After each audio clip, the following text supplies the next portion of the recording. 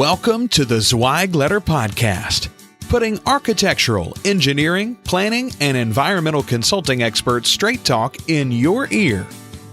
These podcasts deliver great interviews with industry leaders and Zweig Group's 3 decades of invaluable research, leadership, management, marketing, client, and HR advice directly to you, free of charge.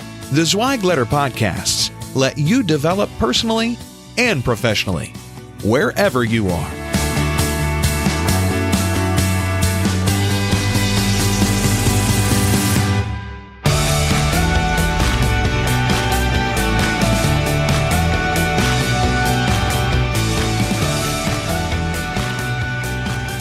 Hey folks, welcome to another episode of the Zweig Letter Podcast. I'm your host, Randy Wilburn, and I am back.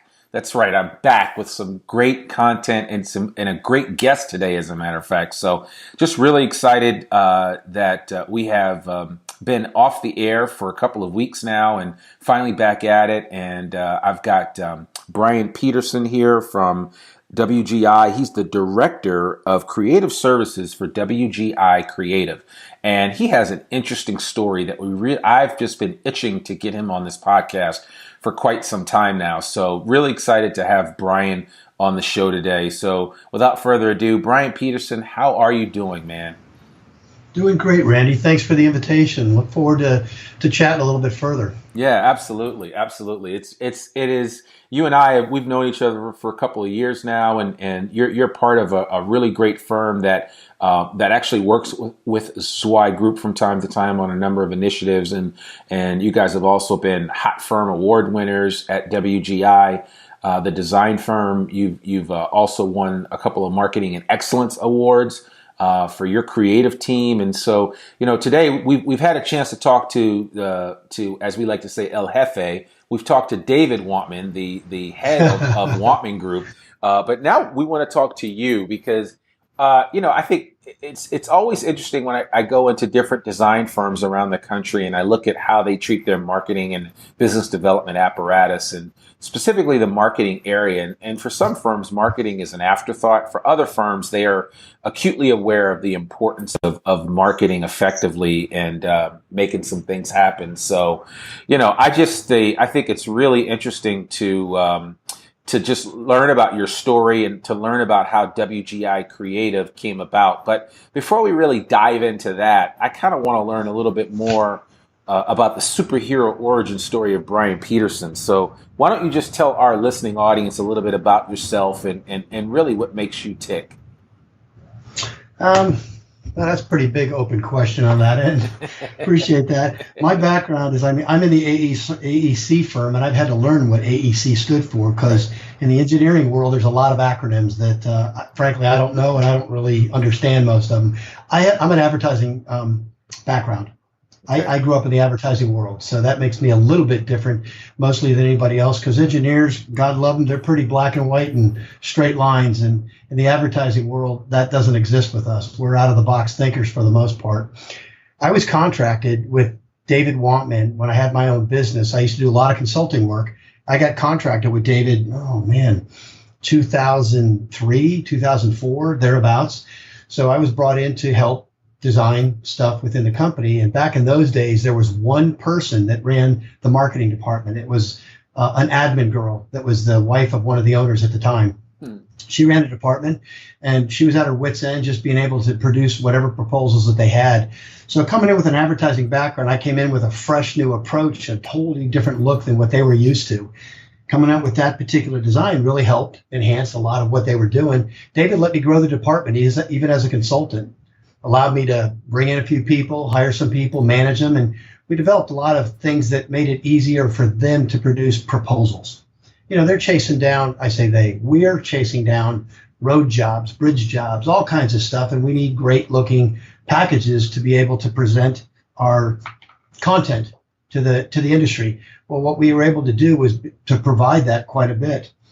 Did that on a consulting basis for a couple of years, and then I took that gig and went to a couple other different places. I ran the Panther organization advertising for quite a few years down there, did the same thing over there. And then when I was done with that particular gig, I went back on my own, and David had found out, and we put a deal together to come back in over here and build the marketing department of the company.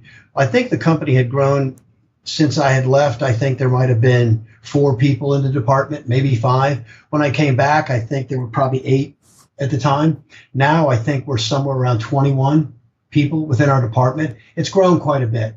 I've been back for about the last almost 5 years, and working for the company right now. David Woolman within the WGI brand mark of what we do allows us full autonomy to be as creative and as out of the box thinking as we possibly can, which I think really helps us grow in our department.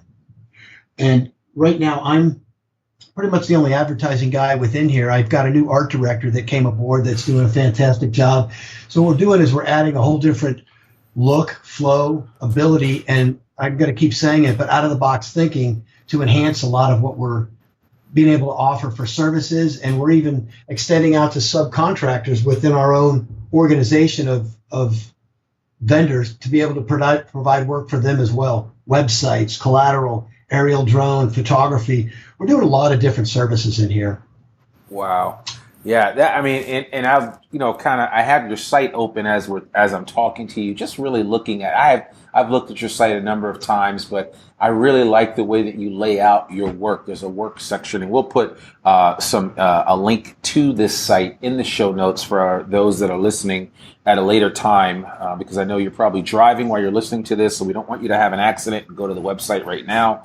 But later on, when you have a chance, you should definitely get on your computer and open it up and visit WGICreative.com and just check out what Bryan and those guys are doing. And certainly, you mentioned just a few of the things that you do, but you guys have it listed down: advertising, branding, graphic design, web design and development, interactive design, 3D modeling, packaging design, aerial photography, and videography. That's pretty awesome. And my question to you, because I know that there are some people that are listening to this that are probably wondering, well, do you go out and create marketing materials for competing firms of WGI, or how does that work? And if I'm a firm owner and I have a Bryan Peterson that works for me, that's really creative and has the skill set and the ability to do what you guys are doing, and to shepherd that, how do I, as a leader of a design firm, allow that to happen and flourish without diminishing the quality of the product that I want put out for my organization? That's actually a challenge. Just so you know, or your listeners know, I'm a 35-year experienced marketing guy, so I'm not just fresh out of the box here, but most of my staff, they're all millennials, which is a challenge, good and positive. But my role at this particular point in my career is I'm enjoying more than anything mentoring and taking the knowledge and experience I have to be able to build this brand. So that does help me out quite a bit, and it helps out the company. But when it comes down to picking up new work, most of the stuff that we had when we first started out over here were my clients that I brought in from an outside vendor base, people that I used to work with. So it's kind of reputation at that particular point. Now, the challenge is always, you just have to kind of learn and go with it. We're the in-house marketing department for a national branded company. That comes first above anything and everything. Okay. So it's always a challenge to juggle with your staff when you're working on an internal project for the company, and there's always deadlines with that, but yet you got some outside billing that you want to get done too. That outside billing that we bring in is very, very helpful because it allows the creative staff to be, advertising creative professionals for whatever that creative project is. But now what's been happening is we're doing so many more internal projects. We're buying more companies. We're growing immensely. So we're adding services where it used to be a challenge that I wanted to bring in all that outside creative work to keep my creative staff thinking outside the box and thinking about new projects. And it wasn't just asphalt and bridges, but for our particular company, which is very unique, we have, I don't even know, to be honest with you right now, 14, 15, 16 different services that we're providing. So that's always adding a good creative challenge. So we're able to now start providing really off the charts creative internally for our division. But we've been bringing in a lot of outside clients. But what we're finding out now is our division here has been solid for probably the last almost 5 years. And our outside vendors, our subcontractors and stuff are starting to take notice of all the changes, the upgrades, and the look that we've been giving WGI. We're starting to pick up business from them as well. So even within the own AEC industry, we're picking up our own subcontractors to be able to work with on projects for them. Yeah, I think, I mean, to me, it just makes perfect sense. And essentially, it sounds like what you said is that, there was a time there where when you were first getting this off the ground, in order to supply your team with enough work, you had to go out and get other work in addition to what WGI was doing. But now that WGI has grown organically as well as through acquisition, you have a full plate of work to do internally. And so that it's kind of balanced out for you guys now so that everybody has something to do. Which is great. I mean, everybody has, and it's a challenge to juggle the creative staff on project basis. But I've got such a supportive staff and such a free-thinking staff that these guys can take a job and run with it on their own. So my job's become a lot easier when I have the staff that I do, because for me, it's really managing what we've got and letting these people be as free thinkers as they possibly can. But we have now more of a diversified range of opportunities to be creative for the corporate company than we ever did. And the people that are taking notice of that more than anything are our subcontractors, vendors like that are seeing what we're doing, because we're all over the place. I mean, down in Florida, you'd have a tough time driving around somewhere and not seeing a WGI vehicle. We've wrapped those things uniquely to where we have something that it might have a good corporate look to it, but it's something that stands out above the other competitors in engineering that we have within our local areas. And then we've expanded our vehicles into some of the other states that we're into now as well. We're pushing our brand. We're constantly staying on top of our websites. We're updating that. We're updating our collateral information. We actually just bought what's called let's see if I get this correct, Minolta Konica printer. It's probably as big as 2 offices combined, but we handle our own in-house printing, and it was an investment for us to do that. But we can handle all of our own printing for all of the offices that we can, provided we get a couple days to produce the stuff and ship it off to these guys. But it keeps our overhead down because we're changing things so fast. We can't produce 1,000 brochures anymore because before we even get a quarter of the way through with them, they become obsolete. So we're able to print things digitally in-house. Yeah. We're always thinking about what we can manage in-house because the deadlines are crazy too. And we can manage those deadlines when we have the proper equipment. And because of the executive leadership that we've got, we're able to, convince David that we need this printer, convince David that we need a new piece of equipment to make things more streamlined. And we're getting to that streamlined position within our division and our department over here. And it's running very well in that respect. Wow, that's amazing. Yeah, I mean, as you were talking, I was just sitting here looking. I mean, it looks like you got 14 people on your team. I know Maddie, who I've dealt with before, one of the, as you say, quote unquote, millennials that are on your team that are doing some amazing things. And it's kind of cool because you've kind of mastered the ability of, hiring really talented people and then just getting the hell out of their way so they can do what they do. And I mean, a lot of people could learn from that. And that was that's one of the things that was one of Steve Jobs' greatest observations about when you bring new talent onto your firm. And he would say that all the time, that you just have to hire good people, trust that they're going to do what needs to be done, and then move out of their way and let them do it, as opposed to micromanaging them. And I'm pretty sure you don't do much micromanagement there at WGI Creative. No, me personally, I don't. But, it's also true, though, is when you bring somebody in, I'll give you an example without, saying the person's name. Hired a particular girl for a particular scenario down here as a graphic artist, and she filled that position well. She was a production artist, but then I also hired her because in her portfolio of when she came in through her resume, she was also a wedding photographer. I know that sounds kind of crazy, but I saw her images, and she had a photographer's eye. She was very, very good at what she did. Well, after using her for a while, she was doing a good job with the production, but I started using her in the photography area. Her passion is photography.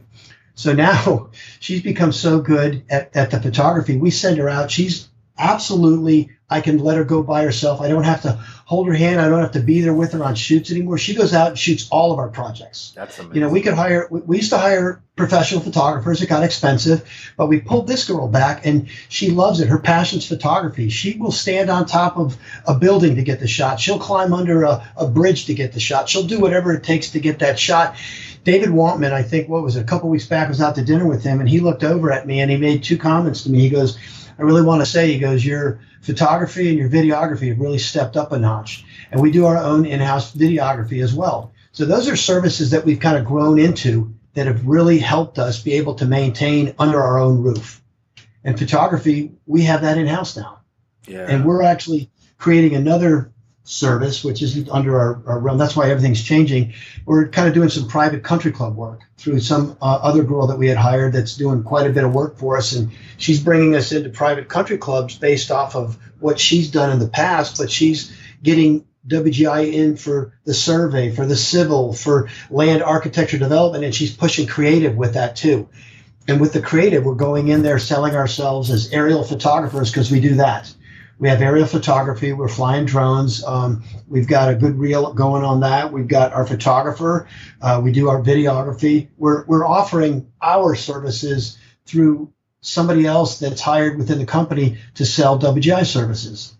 Wow. I mean, you never know how much this is going to change. So we're kind of focusing on those things.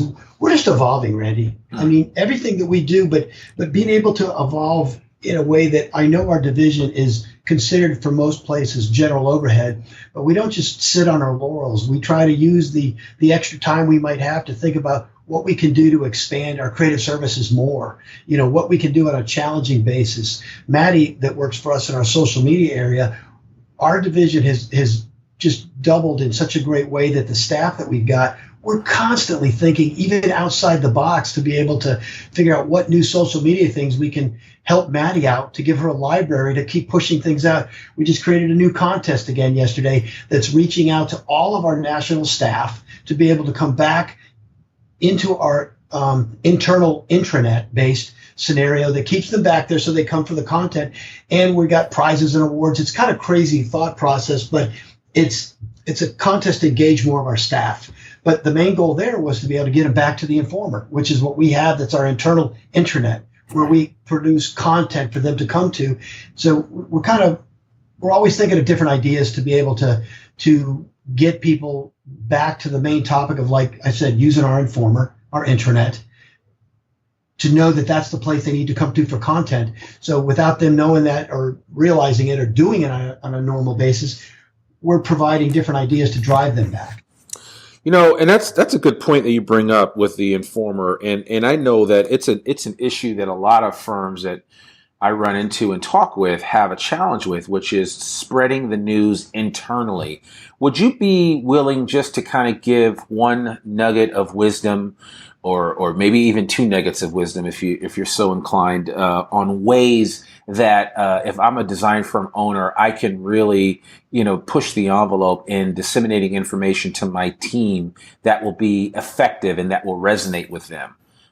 Because I know firms in the design space struggle with this. Well, it's a good question, but it's not. There's no definitive answer to that, I would say, because every firm, going to your Zweig Awards seminars a lot. Like last year was great. You guys allowed me to speak at that. I got to meet a lot of people at the other AEC firms that had marketing professionals in their offices, and every office is different. Every office is different. You got to it's taken us a while to kind of understand our people, because we got certain groups, certain teams, certain divisions that don't respond well to sending an email out to, hey, we need some content, we need some information. You kind of have to figure out what those people respond to in the best way.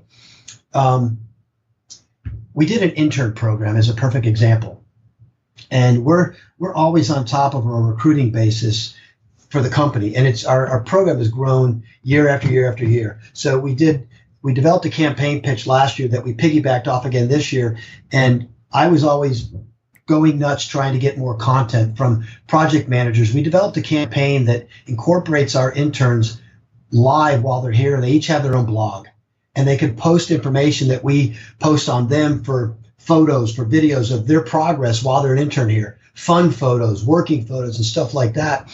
Well, it was funny because we even have an intern in our creative services area, another social media person.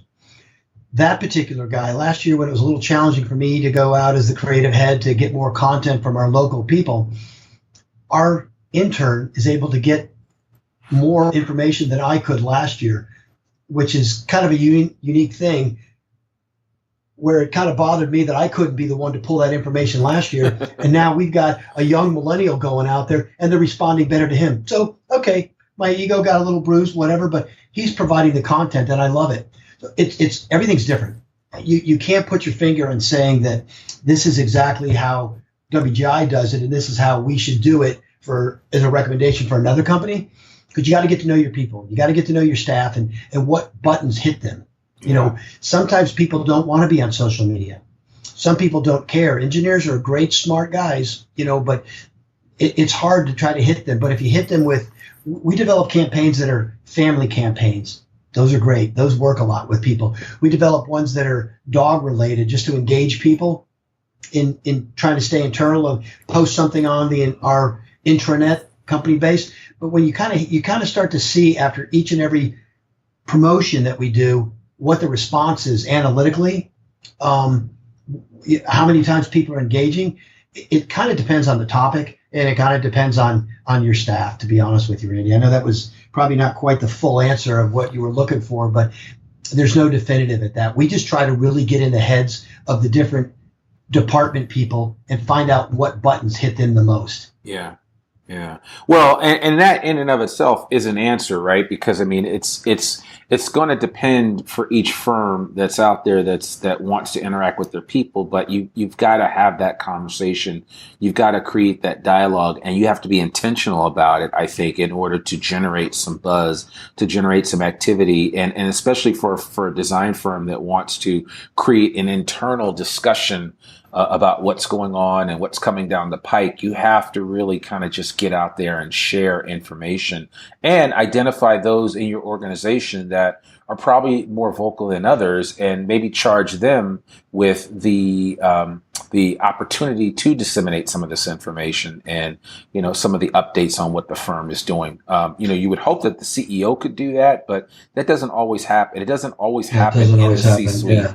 And sometimes there are other people within your organization that could be even more effective at reaching a broader audience internally. And you need to find out who and identify who they are. And I would imagine a lot of design firm owners know or have an idea of who those individuals are, or at least knows someone that knows who that person is. And then, start asking them to help develop it. The other thing that you brought up, which was really important, and that's something that I've learned that's really difficult to comprehend, is this simple idea that just because you have social media and just because firms are on social media doesn't mean that everybody in the firm is going to share things socially. And that's always a challenge. That's always a real big challenge. And I know that you guys at WGI don't force people's hands, because you guys do it naturally through the WGI Creative team. And I follow I follow your brand on social media, and you guys are very intentional about how you get the information out, but it's really driven by those team members of yours that have kind of taken it on their own to just kind of get that information out there. And I think, again, firms need to identify people that have a heart for this and go after them and ask them to help out in these ways. And if it becomes cumbersome, or if it becomes a lot with the work that they're currently doing, figure out ways to compensate them for that additional workload that would be could ultimately be beneficial for a growing firm. Well, here's something that's funny too, though, Randy, is our division being, we always feel we have to prove ourselves. That's just me personally, anyhow. But because we're non-billable for the most part, each and every person that we've added to here under the Creative brand has had to prove themselves for a couple of years. Like social media, that was a hard thing to sell the AEC firm to say, we need a full-time social media person. Okay, that's a hard thing to turn around and tell the corporate owner of a company, we need to basically throw this money away to get social media and stay on top of it. But it's not throwing it away. Maddie, and I keep saying her name, has had to prove herself, and we help as a team. It's not a one individual thing. Everything we do, I strive it as a team, and personally try not to use the word I. Try to go through a conversation without saying the word I. But try to really, really prove that we have team members. And the one thing that really like to do is send my team members out individually to meet with the executives. Now, I'll go to the first few meetings with them, but then when I'm comfortable with them, I let them go deal with the executives. I let them go deal with the project managers. I want them to get up out of their chair, not send emails all the time because they're so impersonal. People look at an email and go, oh my God, this guy typed these words in caps. He must be mad. You know what? You know how people do that stuff. Right. If you send somebody face to face, I've got an awesome staff of just the nicest group of individuals. And you know what? They're received very well on every avenue of every service in the company. People love to see them because they're happy people. You know, we don't have any Debbie Downers here, but they go out there and they meet. And I tell the guys, don't send an email, go over there to the corporate office. It's hard for us to reach out to our other locations because, you know, we can't just jump in a car and get there. So that's when a phone call comes in handy. We do some WebExes. We're trying to push more of those out. Perfect example. Your CEO, Chad, and I love Chad, and he's a great speaker too, and I really, really like him a lot. He had asked a while back for some, feedback for me on his marketing presentation that he had done, and I asked him if we could allow a little bit of time for us to. He was pitching to other marketing firms, but he was doing it for us first. I asked if we could put our creative services social media into there using our own personal examples since he's given a marketing presentation to us. Mm-hmm. He said, great. He allowed us time. We built a little presentation.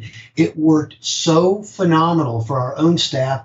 Chad did a great job. Everybody interacted. Maddie and I did a little bit of a song and dance, but she took over. We built some graphics for her. We used our own WGI Instagram posts, our Facebook feeds, graphically, statistically. We showed the company what it takes to do social media. So people had no idea. They just think you click and throw a photo up on Facebook and it's all done. There's a thought process involved with that. That thing was so successful. David didn't know we were doing that. And now what we're doing because of that is, and I'm going to thank Chad for allowing us to get up there to do this, was we're sending Maddie out on what we're calling a social media tour. She's going to go to our Kalamazoo office and pitch the same presentation to our staff up there to educate them on the WGI social media brand. She's going to go to our Chicago office. We're going to do WebExes to the other offices that we can't get to. And she's going to drive all over Florida to make this pitch. Wow. That's exciting. Everything changes. And you know how social media, we try things all the time. We're always trying something new, but that's a trendy thing. So it's not like you're going to stay on top of the same thing you do month to month to month. We try things, we look at it, we find out the analytics weren't good, we do something else. Yeah. Man, I remember Chad telling me about that when he kind of tag teamed with you guys and the presentation. It was great. I heard it went really, really well, and that's what I love to hear. And I think a couple of things that should not go unnoticed by those that are listening to this is that here you have a design firm. You have a design firm leader like David Wantman that has the foresight to say, you know what, there may be some ways for us to leverage this knowledge base that we have internally in an external way outside of just benefiting WGI. I mean, it certainly benefits them, but it's an extension of the brand into different areas. And it's also taking what has traditionally been an unbillable section of an organization, and I'm talking specifically about marketing, and made it billable, which I think is pretty neat in and of itself. And I think that there are a lot of creative ways that design firms that have really talented people on their staff on the marketing and business development side of things could really leverage that knowledge and share it out to a wider audience and benefit from it, both financially as well as from a brand recognition. Because I know what you guys are doing on the WGI Creative side is there's some brand recognition there for WGI as a company too that's benefiting them and vice versa. So I think it's kind of neat to see that. The interesting thing though too is we have our own brand within the WGI Creative.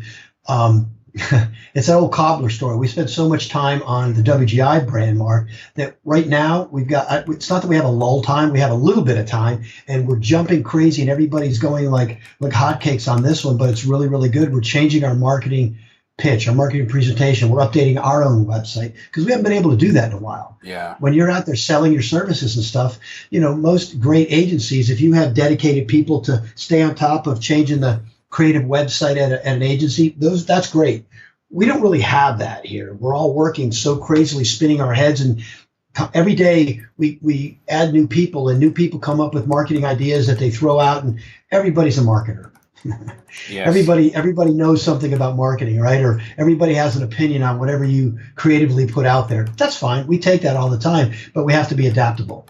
We have to be adaptable to make some edit changes right away, or to create something on the fly. Even though weekly we go and have our own weekly production meetings, every day something changes.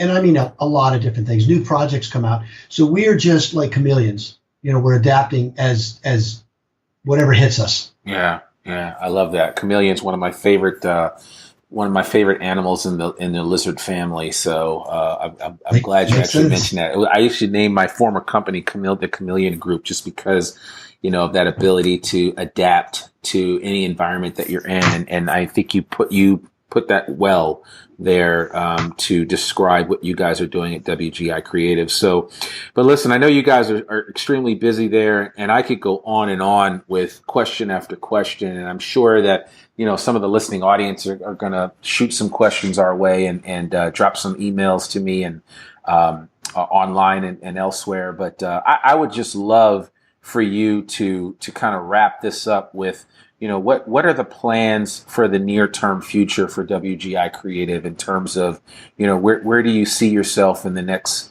12 to 18 months? I don't want to go, I hate going too far in the future, right? Because nobody really knows, but in the next 12 to 18 months, what are you hoping to accomplish that's not a super secret, on your side of things that when the world sees it, they're going to be like, wow, this is pretty cool.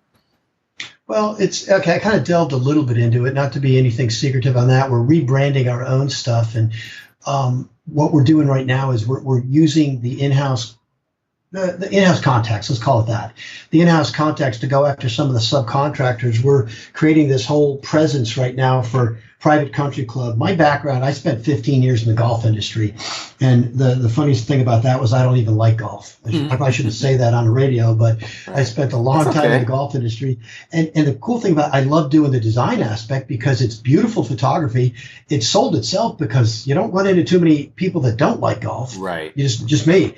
But now we're getting back into it because I have a good base to understand all that. And I want to get back into that. We now have a person within our company that's pushing an area for the company in a good way. So we're piggybacking off of that. I want to build that brand. I want to build that mark. And I want to take us with WGI getting in the door and then bringing WGI Creative in there, because we can sell a lot of our services under that brand. And we're doing the real estate market too. Again, I'm using the experience that I've had in the past doing the different national and international accounts I've worked on to work with the staff that we have to be able to mentor them and build those brands up. So we're trying to take now solid brands. It's not that we're not going to keep going after some of the private work. Those are great. We do that on a routine basis as the projects come in, but it's getting too hard right now to chase too many of them down when we've got things right in our face that we could literally make a lot easier to go after. And they're going to be bigger projects for us. Anybody that's in an AEC firm that has an in-house staff or growing a staff, they all have vendors that they work with. They all have subcontractors that they partner up with on particular jobs. If they do a good job with their internal creative marketing stuff, they do a good job helping their own brand, their subcontractors are going to take notice. And if they want to come aboard there, I think generally, since my being around a lot of the AEC firms, they don't tap into an ad agency. They're not going to do that. They're just going to hire a few people to do it. The only thing that makes our little division a little more unique, and I'm not saying we're the most unique out there, but my background's advertising. I am not an engineer. I don't fit in this market at all. You could ask the engineers because I don't think like with straight lines. We think way outside the box, and we're a little bit of that Abby normal, which I kind of love and live and breathe that way. But what I really want to see us do is grow our creative services with a lot more strength, utilizing the contacts that are right there in front of us with our subcontractors. That's where I'm hoping to be able to take this in the next 18 months. Okay. Wow. Well, that's a lot. I mean, certainly you have your work cut out for you, but with the good looking group of people that you have on this team and what their capabilities are, I don't see you not achieving that. As a matter of fact, I see you guys going beyond that. So I'm really excited to see what comes up next for WGI Creative. And hopefully I'll get to see you at our Hot Firm event in Dallas in September. But you guys have done some amazing things, and you really are setting a standard for what marketing in the design space looks like.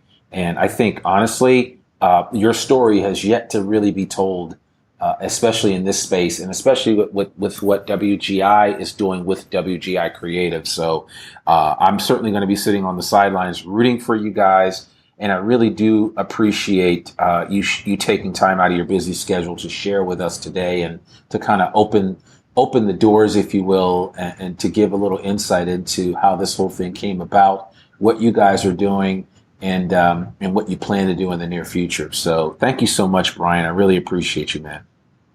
Well, Randy, thank you very much for the opportunity, and I look forward to seeing you in Dallas. Yeah, absolutely. Absolutely. Thank you. So, folks, there you have it. Bryan Peterson, WGI Creative. They're doing some amazing things down there in West Palm Beach, Florida, Southern Florida, but it expands beyond there. WGI has offices up in Michigan and some other locations throughout the country, and they're continuing to grow. And I would imagine that WGI Creative is just going to grow right alongside of them. So really, really great to hear that kind of story, and just to understand that, you don't have to limit your marketing people, and you need to, especially if you have creative people on your team and you're a design firm owner or design firm leader, you need to let them flex their wings a little bit, and flex that creativity, because you never know where it will lead.